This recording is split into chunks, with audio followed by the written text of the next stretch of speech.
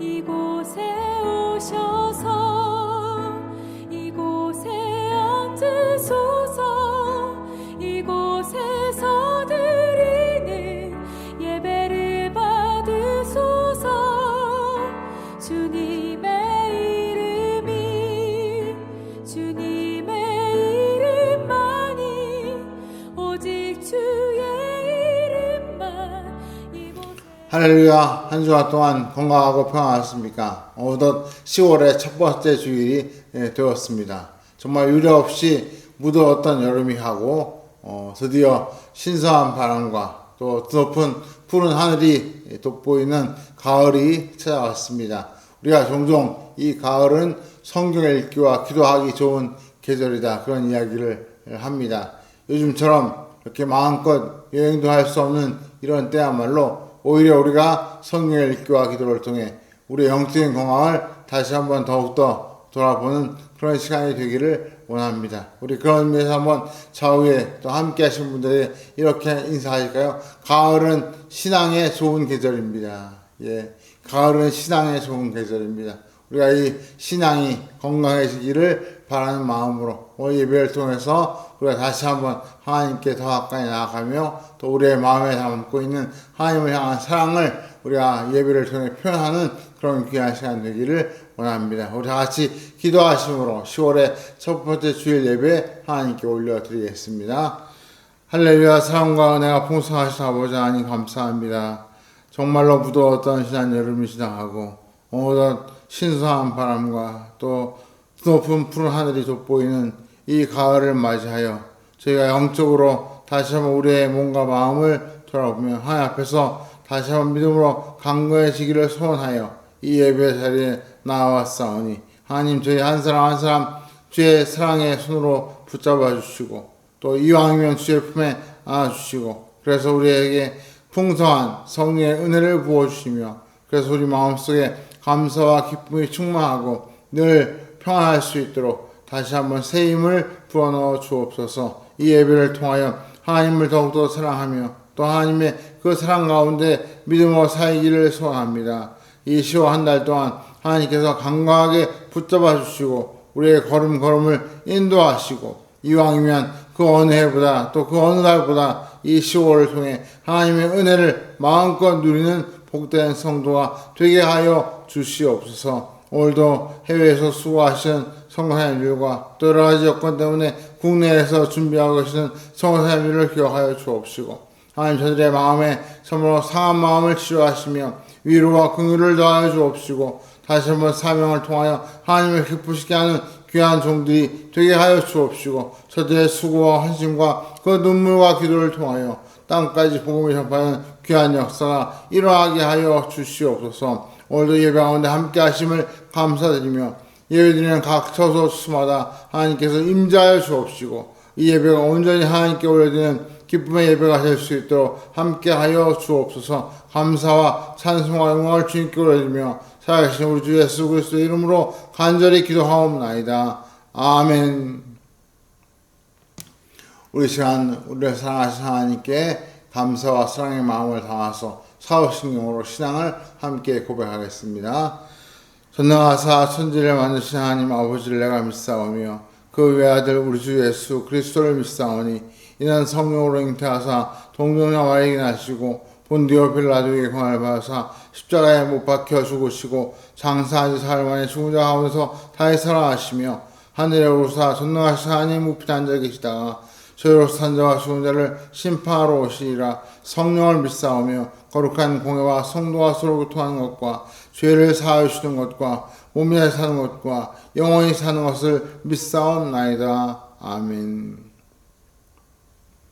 우리 10월의 첫 번째 주일을 맞이해서 찬양으로 하나님께 영광 돌리기를 원합니다. 찬양을 통해서 우리의 마음이 힘을 얻고 또 찬양 가운데 성령께서 우리 가운데 임재하심으로 우리가 영으로 하나 되는 복된 찬양이 되기를 원합니다. 이 시간 최인성 선생님 나오셔서 찬양 인도해 주시겠습니다. 샬롬, 반갑습니다. 이 시간 찬양함으로 하나님 앞에 영혼 돌리겠습니다. 날 구원하신 주 감사, 꽃들도 연결해서 같이 찬양하시겠습니다.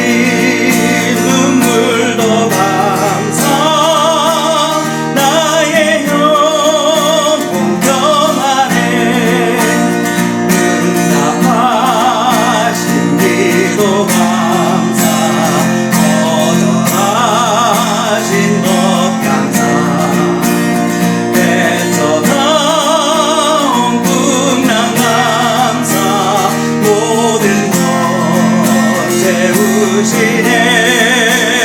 아픔과 기쁨도 감사, 절망 중위로 감사, 증량 못하는 은혜 감사, 크신 사랑 감사해.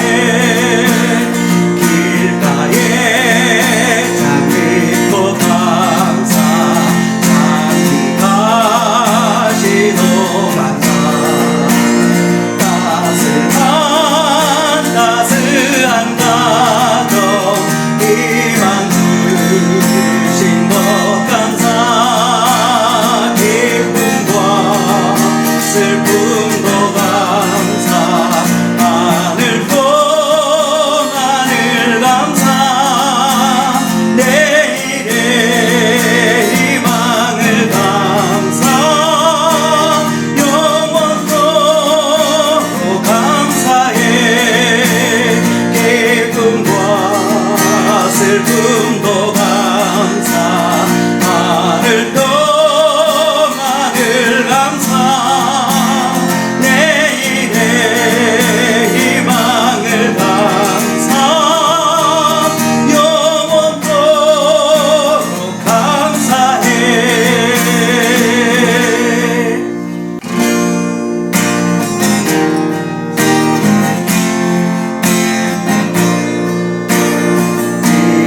이곳에 생명샘 솟아라, 눈물 골짝 지나갈 때에 여자나 열매 맺히고 웃음소리 넘쳐나리라. 꽃들도 구름도 바람도 넓은 바다도 찬양하라, 찬양하라. 예수를 하늘을 울리며 노래해 나의 영혼아. 은혜의 주, 은혜의 주, 은혜의 주. 그날에 하늘이 열리고 모든 이가 보게 되리라. 마침내 꽃들이 피고 영광의 주가 오시리라. 꽃들도 구름도 바람도 넓은 바다도 찬양하라, 찬양하라. 예수를 하늘을 울리며 노래해 나의 영혼아. 은혜의 주, 은혜의 주, 은혜의 주. 꽃들도 구름도 바람도 넓은 바다도 찬양하라, 찬양하라. 예수를 하늘을 울리며 노래해 나의 영혼아. 은혜의 주, 은혜의 주, 은혜의 주. 아멘. 같이 찬양하시겠습니다. 행복, 화려하지 않아도 정결하게 사는 삶 찬양하시겠습니다.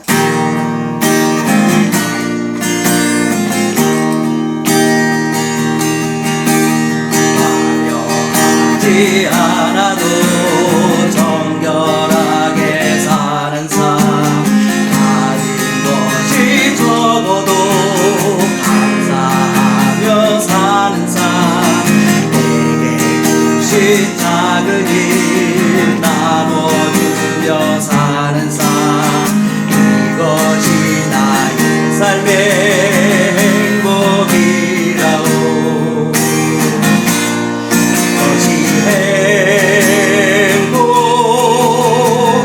행복이라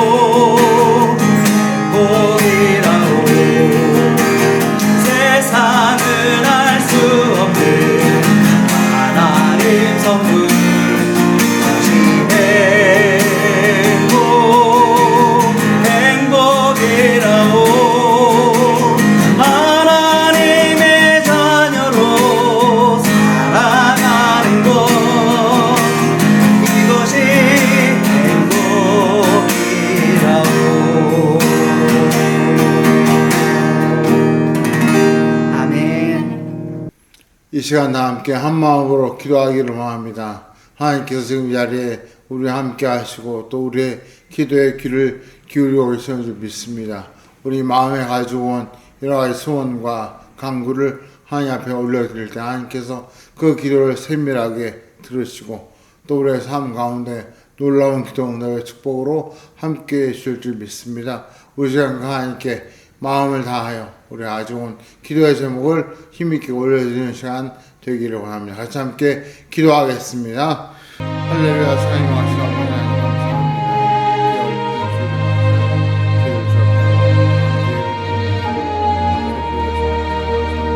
예배를 드리고 있습니다.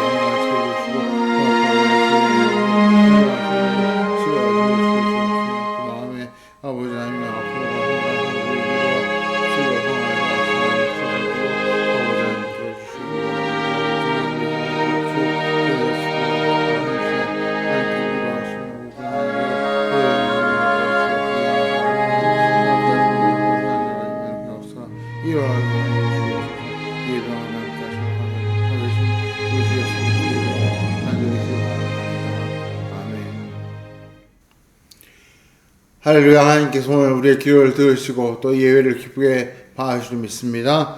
어느덧 올해 대학 수학력 시험이 한 달 반 앞으로 다가왔습니다. 시험을 준비하고 있는 우리 교회 자녀들과 또 우리 주변에 있는 그 가족들을 위해서 기도 많이 해주시고 우리 자녀들의 그 진학과 진로와 취업과 또 그 앞날을 위해서 기도해 주시면 감사하겠습니다. 기쁜 소식이 있습니다. 2달 전에 병원에 입원하셨던 우리 김인숙 사님 어머니 되시는 윤영희 형도님께서 지난주에 퇴원하셨습니다. 크게 회복되어 이제 통원 치료 받으시면서 재활을 하시면 더 좋아하실 거라는 그런 의사의 소견을 들었습니다. 기도해 주신 우리 성도님께 감사드리고 이왕이면 완전히 치유되어서 힘있게 걸어서 또 우리가 대면 예배를 드리게 될 때 이 예배 자리에 함께 나오시는 그런 놀라운 기적이 있도록 기도해 주시기를 부탁드립니다. 또 하나 기쁜 소식이 있습니다.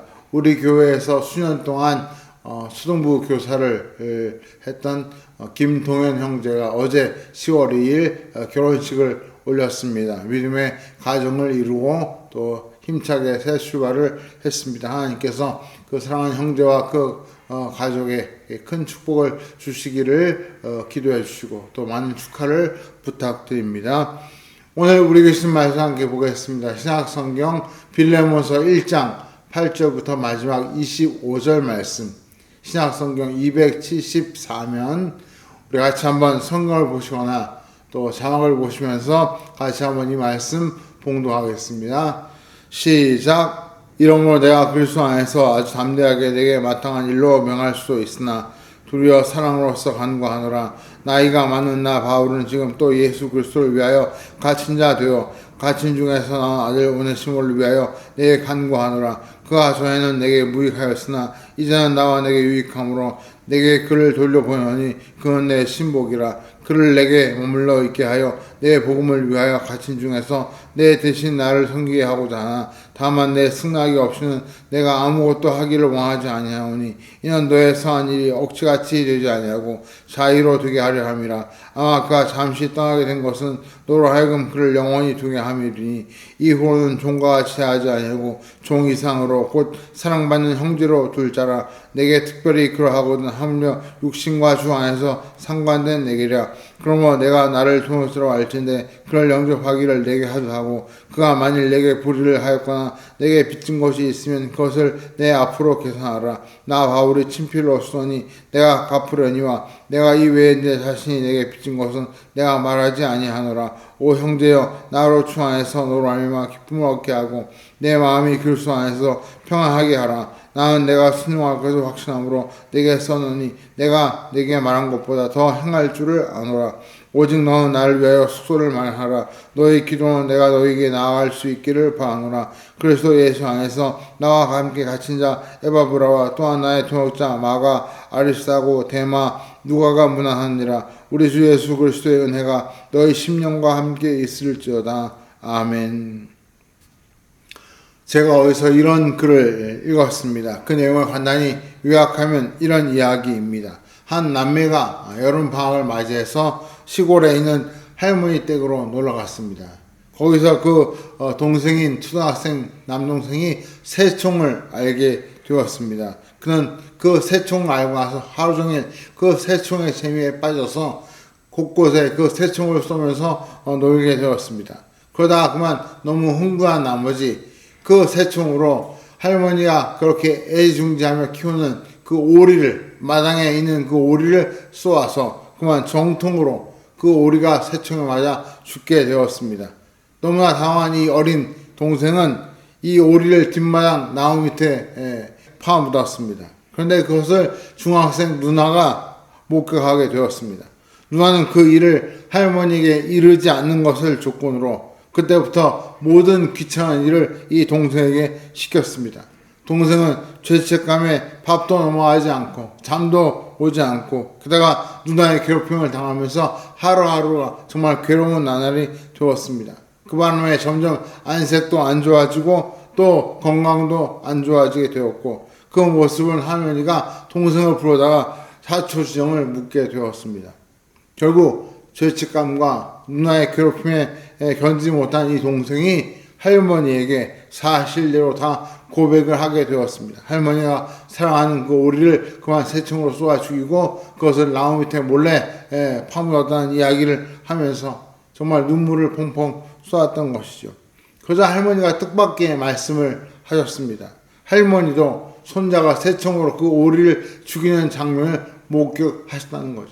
부엌에서 일을 하다가 그 새총으로 오리가 죽는 걸 보았지만 이 손자가 직접 할머니에게 와서 용서를 구하고 또 모든 이야기를 다 털어놓을 때까지 기다리고 계셨다는 것입니다. 그래서 이 손자는 그 할머니 앞에 모든 잘못을 고백하고 그 할머니 품에서 눈물을 쏟으며 회개를 하였고 마침내 할머니의 용서를 받게 되었습니다. 그날 저녁 이 사실을 모르는 누나는 동생을 전날처럼 그렇게 설거지와 청소를 시키고 괴롭히려고 이야기를 했습니다. 그런데 어제까지만 해도 그렇게 고분고분 말을 잘 듣던 동생이 갑자기 누나의 협박에도 불구하고 당당하게 그 요구를 거절하는 것이었습니다. 이 모습을 본 누나가 너 할머니에 이른다 했더니 동생이 오히려 이를테면 일러라 그러면서 오히려 당당하게 맞섰다는 것이죠. 왜 그럴 수 있었습니까? 할머니에게 모든 죄를 고백하고 용서를 받았기 때문이었습니다. 물론 이 이야기가 실화인지 아니면 누가 쓴 동화인지 확실히 알 수는 없지만 분명한 사실을 가르쳐 줍니다. 용서는 우리를 자유하게 해 줍니다. 즉 용서는 우리의 마음속에 있는 무거운 짐을 다 내려놓게 만들어 준다는 것이죠. 용서야말로 우리를 행복하게 해주는 중요한 조건이 됩니다. 그래서 성경에서 가장 중요하게 다루고 있는 주제 중에 하나가 바로 이 용서입니다. 오늘 우리가 읽은 이 빌레몬서의 말씀이 바로 이 용서의 실사판, 용서의 현실판이라고 해도 과언이 아닐 것 같습니다. 그냥 피상적인 이론적인 그런 용서에 대한 내용이 아니라 실제 현실 속에서 어떻게 용서가 이루어지고 또 그 용서의 결과로 어떤 놀라운 일이 벌어지는지를 생생하게 보여주는 말씀이 바로 이 빌레몬서의 말씀이라는 것이죠. 우리는 지난 시간에 바울이 빌레몬에게 이 편지를 보내고 또 그 편지에서 바울이 빌레몬을 칭찬했던 내용을 살펴보았습니다. 빌레몬은 골로새 교회를 대표하는 성도였고 또 바울을 적극적으로 후원하는 동역자였습니다. 그래서 이 바울은 빌레몬과 그의 가족을 축하하며 축복하는 인사로 시작해서 빌레몬에 대한 여러 가지 칭찬의 말을 하고 있습니다. 기도할 때마다 항상 빌레몬을 잊지 않고 기도하고 있다고 말하고 또 빌레몬이 베푼 그 사랑과 성도를 향한 그 헌신의 소식을 늘 듣고 있다고 말하면서 이 빌레몬이 교회 안에서 믿음의 교제를 위해 힘쓰고 있다는 것을 칭찬하고 마지막에 그 빌레몬 때문에 큰 위로와 기쁨과 또 마음의 평안을 얻고 있다는 그런 칭찬의 말을 늘어놓았습니다. 왜 이렇게 바울이 빌레몬에 대해서 정말 입에 침이 마르도 칭찬을 하게 되었을까요? 물론 빌레몬 자체가 워낙 훌륭한 신앙과 인품을 가진 인물이기 때문에 칭찬한 것도 있지만 이렇게 바울이 빌레몬을 칭찬한 진짜 이유가 바로 오늘 말씀에 나옵니다. 이 빌레몬의 마음을 열어서 지금 바울이 하고 싶은 그 이야기를 기쁘게 받아들일 수 있도록 하려고 지금 이렇게 바울이 칭찬을 했던 것입니다. 즉 지금부터 할 그 이야기가 빌레몬서의 핵심적인 내용이라는 뜻입니다. 우리가 아까 이 본문을 읽었지만 읽으면서 느낄 때 그 내용이 좀 다소 모호하고 또 좀 횡설수설한 것처럼 느껴져서 금방 이해가 잘 되지 않는 면이 있습니다. 그래서 제가 이 내용을 좀 이렇게 잘 배열을 해서 정리를 해보니까 크게 5가지 내용으로 요약할 수 있을 것 같습니다. 이 내용을 우리가 잘 이해하려면 먼저 여기에 등장하는 한 인물을 주목해 보아야 합니다. 바로 10절에 나오는 오네시모라는 인물입니다. 이 인물을 알아야 이 편지를 왜 썼는지 그리고 편지에서 바울이 무엇을 빌레몬에게 부탁하고 있는지를 알 수 있습니다. 그런 의미에서 우리가 제일 먼저 18절을 한번 같이 읽어보겠습니다. 시작. 그가 만일 내게 불의를 하였거나 내게 빚진 것이 있으면 그것을 내 앞으로 계산하라. 여기서 그는 오네시모를 가리키고 내게는 빌레몬입니다. 그러면 여기 내는 바울이겠죠. 그래서 이것을 다시 풀어서 말하면 오네시모가 빌레몬에게 불의를 저질렀거나 빚을 진 것이 있으면 바울이 대신 다 계산하고 갚아주겠다. 그 말입니다. 이 구절을 근거로 학자들이 이렇게 추측을 하고 있습니다. 오네시모가 본래는 빌레몬의 집에서 종으로 일하던 사람, 즉 빌레몬의 노예였는데 어느 날 그가 그 주인인 빌레몬의 돈을 몰래 훔쳐서 로마로 도망을 했을 것이다. 그런 추측을 이 말씀을 통해 하고 있습니다. 그리고 두 번째로 우리가 주목할 것은 어떤 경로를 통해서인지는 모르지만 그렇게 도망친 종, 즉 오네시모가 로마에서 바울을 만나서 그 바울의 옥바라지를 돕는 일을 하게 되었다는 것입니다. 우리 한번 10절부터 12절 읽어볼까요? 시작. 갇힌 중에서 나온 아들 오네시모를 위하여 내게 간구하노라. 그가 전에는 내게 무익하였으나 이제는 나와 내게 유익함으로 내게 그를 돌려보내니 그는 내 신복이라. 여기 보시면 바울이 오네시모를 가리켜 갇힌 중에서 낳은 아들. 참 놀라운 칭찬이죠. 바울이 옥에 갇혀 있으면서 영적으로 이 오네시모를 낳았다는 것입니다.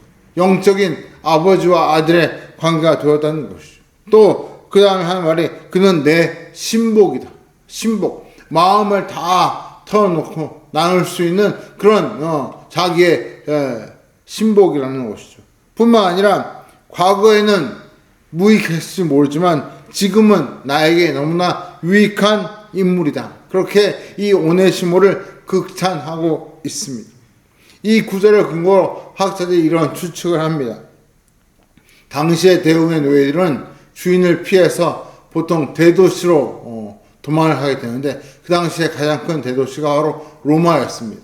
그러니까 이 오네시모가 주인이었던 빌레몬의 돈을 훔쳐가지고 로마로 도망을 갔었겠죠. 근데 그 훔쳐온 돈이 다 떨어지고 오갈 데가 없고 또 살기 막막해지자 아마 이 오네시모가 그 빌레몬의 집에 있을 때 그때 교제를 나눴던 그리스도인들이 생각이 났을 것 같습니다. 그래서 그리스도인들을 찾아가서 도움을 요청하려고 했을 때 그때 바울이 거기에 있다는 소식을 듣고 아마 바울을 찾아가서 도움을 받으려고 했을 것이다. 우리가 잘 아는 대로 이 빌레몬과 바울은 워낙 밀접한 유대 관계가 있었고 그래서 바울의 도움을 받을 수 있지 않을까, 이 오네시모가 그런 생각을 하면서 바울을 찾아갔을 것이다. 그런 추측이 가능한 것이죠. 아마 상당히 설득력 있는 추측인 것 같습니다. 그런데 여기 놀라운 일이 세 번째로 벌어집니다. 그렇게 바울의 도움을 받으려고 로마 감옥에 갇혀 있는 바울을 오네시모가 찾아갔는데 그때 그 바울과 함께 복음을 전하다가 감옥에 갇혀있던 사람 중에 여기 보니까 24절에 나오는 인물 중에 하나인 에바브라라는 인물이 나옵니다. 그 감옥에 에바브라라는 인물이 함께 갇혀 있었는데 그 에바브라가 이 오네시모의 정체를 알게 되고 그래서 이 에바브라가 바울에게 오네시모에 대해서 알려주게 되었고 그래서 이 오네시모의 정체가 드러나게 되었던 것이죠. 여러분, 에바브라가 누굽니까? 골로새서 1장 7절에 이런 말씀이 나옵니다. 우리 한번 자막을 보시고 같이 읽어볼까요? 시작. 이와 같이 우리와 함께 종된 사랑하는 에바브라에게 너희가 병었나니 그는 너희를 위한 그리스도의 신실한 일꾼이요. 이 말씀은 골로새서에 나오는 말씀입니다. 즉 골로새 교회에 보낸 편지의 앞부분에 나오는 내용인 것이죠. 거기 보니까 이 에바브라가 너희, 즉 골로새 교인들을 가르쳐 주었다는 것입니다. 그들을 가르치는 스승, 선생이었던 것이죠. 다시 말하면 이 에바브라는 골로새 교회를 설립하고 초대 목회자 역할을 감당했던 사람입니다. 그러다가 바울의 선교 여행 소식을 듣고 바울을 따라서 로마까지 왔던 것이죠. 그러니까 아마도 이 에바브라는 골로새 교회를 섬기면서 빌레몬 집안의 사람들과 친분이 깊었을 것이고 그때 아마 이 오네시모를 알지 않았을까, 안면이 있었던 것 같습니다. 그런 오네시모가 갑자기 로마까지 와서 감옥에 있는 바울을 찾아와 도움을 구하는 것을 보고 이 사람이 빌레몬의 집에서 도망쳤구나 하는 것을 금방 알아챘을 것이라는 것이죠. 그 바람에 오네시모는 자기의 정체가 탄로하자 아마 바울에게 모든 것을 다 고백하고 바울의 도움을 구하고 또 그것이 기회가 되어서 바울의 옥바라지를 돕는 그런 사람이 되었을 것이다 하는 것입니다. 그래서 네 번째로 우리가 이 말씀을 통해 알 수 있는 것은 이 오네시모의 정체를 알게 된 바울이 이 오네시모의 도움을 받고 있지만 빌레몬에게 이 사실을 알리지 않는 것이 아마 마음에 큰 걸림돌이 되었던 것 같습니다. 그래서 이 빌레몬과의 유대 관계를 생각해서 이 사실을 숨기기보다는 오히려 이 오네시모를 빌레몬에게 보내어서 빌레몬의 용서를 받고 그리고 다시 이 오네시모를 로마로 보내어서 자기를 돕도록 해달라는 그런 부탁을 빌레몬에게 해야겠다 그런 생각을 했고 그래서 쓰게 된 편지가 바로 이 빌레몬서였다 하는 것을 우리가 알 수 있습니다. 우리가 그 사실을 14절에서 확인할 수 있는데 한번 14절 읽어보죠. 시작. 다만 내 승낙이 없이는 내가 아무것도 하기를 원하지 아니하오니 이는 너의 성한 일이 억지가 되지 아니하고 자의로 되게 하려 함이라. 즉 빌레몬에게서 도망친 노예였던 이 오네시모를 몰래 데리고 있는 것보다는 빌레몬에게 이 사실을 알리고 더 적극적으로 빌레몬에게 용서를 구하고 그리고 다시 오네시모가 바울을 섬길 수 있도록 로마로 돌려보내주기를 부탁하는 그런 내용의 편지를 쓰게 되었던 것입니다. 그래서 여기 마지막 다섯 번째로 바울이 중요한 부탁을 합니다. 16절 17절에 이렇게 말하죠. 우리 같이 읽어보죠. 시작. 이후로는 종과 같이 대하지 아니하고 종 이상으로 곧 사랑받는 형제로 둘 자라. 내게 특별히 그러하거든 하물며 육신과 주 안에서 상관된 내게랴. 그러므로 내가 나를 동역자로 알진대 그를 영접하기를 내게 하고. 즉 바울은 빌레몬에게 간곡히 부탁합니다. 오네시모를 종으로 또 노예로 대하지 말고 사랑받는 형제로 즉 동등한 성도로 대해줄 것을 부탁합니다. 심지어 빌레몬이 바울을 동역자로 여기는 것처럼 바울을 돕고 있는 이 오네시모도 동역자로 그렇게 영접하고 대접하라는 부탁을 하고 있는 것이죠. 사실 이것은 굉장히 파격적인 부탁입니다. 왜냐하면 당시 로마 제국에서는 노예에 대해서 굉장히 엄격한 법을 적용하고 있었기 때문입니다. 노예가 도망쳐서 붙잡히게 되면 라틴어로 도망친 노예라는 뜻의 푸기티우스라는 단어가 있는데 이 푸기티우스라는 이 단어의 첫 글자 F를 가져와서 인두를 만들어 가지고 그 인두를 달구어서 도망친 노예의 이마에 이 F자를 새겨 넣게 했습니다. 낙인처럼 찍은 것이죠. 그래서 이 F자 낙인이 찍힌 사람은 도망친 노예구나 누구나 알아볼 수 있었고, 그래서 두 번 다시 도망칠 수 없도록 그렇게 엄하게 다루었던 것이 당시 로마의 법이었습니다. 또 도망치다 붙잡힌 그 노예는 주인이 그를 고문하기도 하고 심지어 십자가에 매달고 죽이는 일까지 비일비재하게 일어났습니다. 한마디로 당시 사회 분위기는 노예를 소유물 취급하고 이 생명을 함부로 대했던 것이죠. 그런 까닭에 지금 이 바울이 이 오네시모를 도망친 노예 푸기티우스인 이 오네시모를 그냥 용서가 아니라 동역자로 같은 성도로 믿음의 형제로 대해달라는 것은 정말 파격적인 부탁이 아닐 수 없습니다.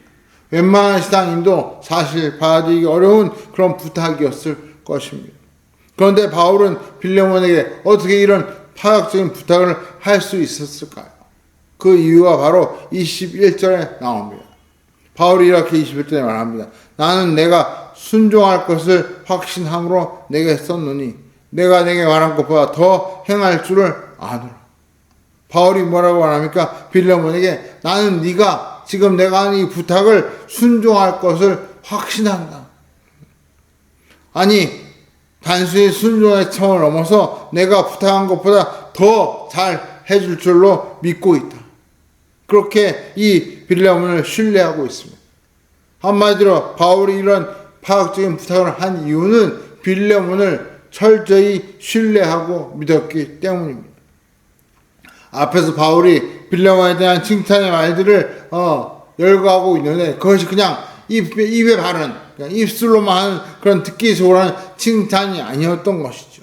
정말 빌레몬은 바울이 칭찬한 것처럼 신앙과 인격이 뛰어난 그런 인물이었고 바울이 정말로 자기의 동역자로 여길 만큼 너무나 믿음직한 사람이었던 것입니다. 그래서 이 부탁이 무리인 줄 알면서도 이 바울은 빌레몬에게 오네시모를 용서하고 이제는 종이나 노예가 아니라 정말 성도로서 형제로서 더 나아가 동역자로서 대우해 줄 것을 부탁했던 것입니다. 지금까지 내용을 우리가 정리해보면 바울이 이 편지를 쓴 이유가 분명하게 드러납니다. 지금 로마 감옥에 갇혀있는 이 바울 곁에 바울의 옥바라지를 돕는 오네시모라는 인물이 있었고 이 인물을 알고 보니까 빌레몬의 집에서 돈을 훔치고 도망간 노예였고 그리고 그 사람이 도망친 노예라는 사실을 함께 갇혀있는 에바브라라는 그 골로새 교회 수호 목회자가 그 사실을 알게 되었고 그래서 결국 이 일을 그냥 숨기고 넘어갈 수 없어서 빌레몬에게 편지를 보내어 오네시모를 용서해 줄 것을 부탁하게 되었고 그 편지를 다른 사람이 바로 이 오네시모가 직접 가져가게 했다는 것이 바로 이 편지의 핵심적인 내용인 것입니다. 만약 이 일이 잘못되면 오네시모는 도망친 노예로서 고문을 당하거나 혹은 심지어 죽을 수도 있는 그런 상황에 처해 있을 것입니다. 하지만 바울은 빌레몬의 신앙과 인격을 믿었기 때문에 오네시모를 집주인이었던 빌레몬에게 돌려보내면서 용서를 받게 하고 이후로는 더 이상 노예가 아니라 같은 성도로 형제로 동역자로 대하는 부탁을 하게 되었던 것이죠. 이 모든 내용을 정확히 볼 때 이 빌레몬서는 다른 어떤 서신에 나오는 것처럼 거창한 신학적인 교리나 혹은 당시에 유행하던 이단들에 대한 경고 같은 그런 무거운 메시지를 결코 담고 있지 않습니다.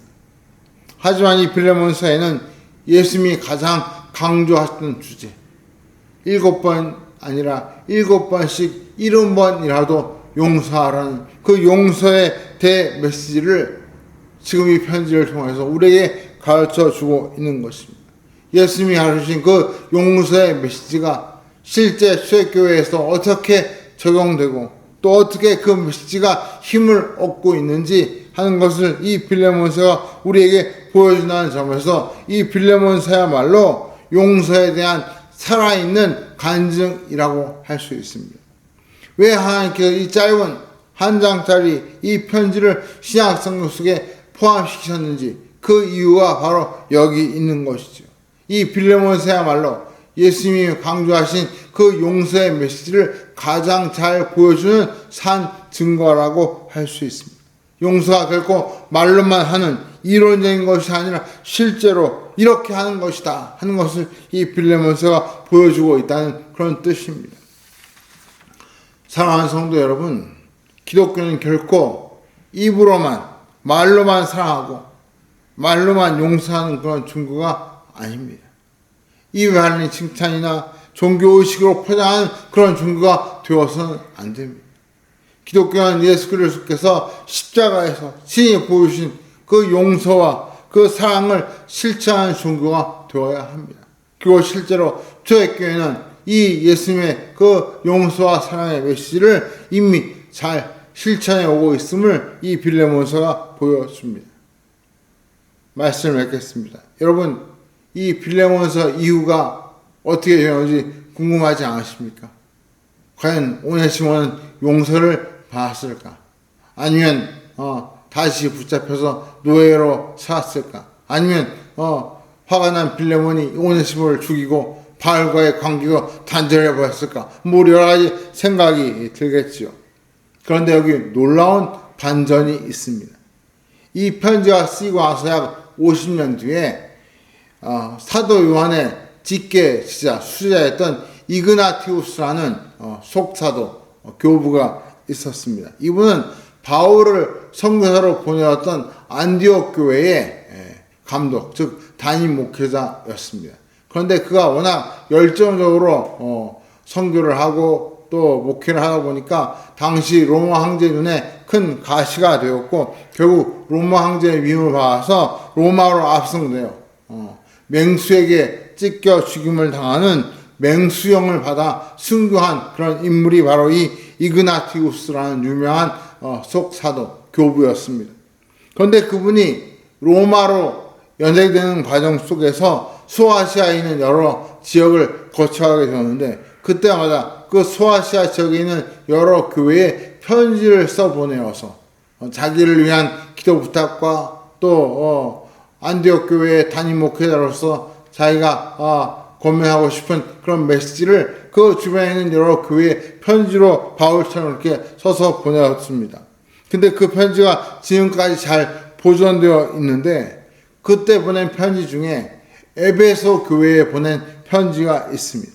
그 편지의 첫 장에 그 이그나티우스가 에베소 교회의 감독을 높이 칭찬하고 그에 대해서 정말 훌륭한 말들을 하고 있는데 그 에베소 교회의 그 이그나티우스가 그렇게 칭찬하는 담임 목회자가 누군가 하고 그 이름을 보았더니 여러분 놀라지 마십시오. 그 당시에 에베소 교회의 담임 목회자, 즉 감독이 바로 오네시모였습니다. 이그나티우스가 보낸 그 에베소 교회의 편지에 그렇게 이그나티우스가 칭찬하고 존경한다고 표한 그 담임 목회자가 바로 이 오네시모였던 것입니다.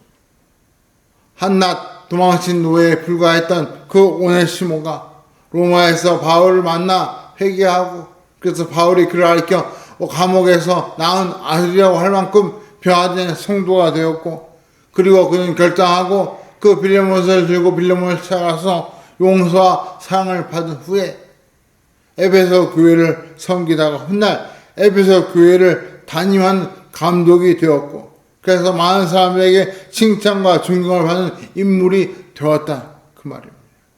여러분 이와 더 놀라운 반전, 놀라운 인생 역전이 또 어디 있겠습니까? 푸기티우스, 도망친 노예였던 그 오네시모가 에베소 교회, 소아시아의 7교회 중에 가장 요한계시록에 먼저 언급된 그 대표적인 에베소 교회의 담임 목회자가 되었다. 이건 놀라운 일이 아닐 수 없습니다. 이보다 더 놀라운 반전이 없다는 것이죠. 사랑하는 성도 여러분, 이것이 바로 용서와 사랑이 낳은 값진 열매인 것입니다. 왜 하나님께서 이 빌레몬서를 성경 속에 포함시켰는지를 우리가 알 수 있는 대목이 바로 이 부분입니다. 그래서 하나님이 이 빌레몬서를 시작 성경 속에 넣어서 우리에게 소개하고 계시는구나. 이것이 바로 용서와 사랑의 산 간증이구나. 우리가 그것을 알 수 있는 것이죠. 빌레몬서야말로 지금 우리에게 지금처럼 코로나로 인해서 참 우리 사람들의 마음이 메마르고 또 척박해진 이런 때에 다시 한번 우리 성도에게 용서와 사랑의 소중한 가치를 일깨워주는 고귀한 말씀이 되고 있습니다. 사랑하는 성도 여러분, 10월을 시작하면서 참 우리가 하나님을 기쁘시게 한 그런 영적인 열매를 풍성히 맺기를 원하고 그 중에 하나님이 기대하시는 열매가 있다면 바로 이 용서의 열매가 아닐까. 저는 이 말씀을 준비하면서 그런 생각을 다시 한번 해보게 되었습니다. 바라기는 우리 아름다운 하나님께 모든 성도들 한 분 한 분이 또 이 영상으로 예배를 드리고 계신 그 한 분 한 분이 이 시대에 빌레몬처럼 또 오네시모처럼 그리고 바울처럼 하나님 앞에서 귀하게 쓰임받고 또 이왕이면 용서와 사랑의 그런 산 증인이 되시기를 주의 이름으로 간절히 축원합니다. 우리 같이 한번 기도하기를 원합니다. 지금처럼 척박하고 메마르고 참 사람들이 힘들어 이때에 그 마음을 위로하고 그 마음을 보듬어주고 치료할 수 있는 그 사람은 오직 성도밖에 없습니다. 바로 저와 여러분에게 하나님께서 이 사명을 기대하고 계십니다. 우리가 빌레몬처럼 오네시모를 용서하고 사랑하고 또 바울처럼 빌레몬과 오네시모 사이에 가교처럼 그 둘 사이를 화해시키고 그리고 더 나아가 오네시모처럼 과거에는 참 쓸모없는 버림받은 도망친 노예였을지 모르지만 예수를 믿고 난 이후에 변화되어 교회를 섬기는 그런 목회자가 되는 그런 놀라운 인생 역순을 보이는 것처럼 우리 모두가 다 이 시대에 그런 빌레몬 같은 오네시모 같은 바울 같은 인물로 쓰임받기를 바라면서 이 시간 같이 한번 하나님 앞에 간절히 기도하기를 원합니다. 함께 기도하겠습니다. 할렐루야. 사랑과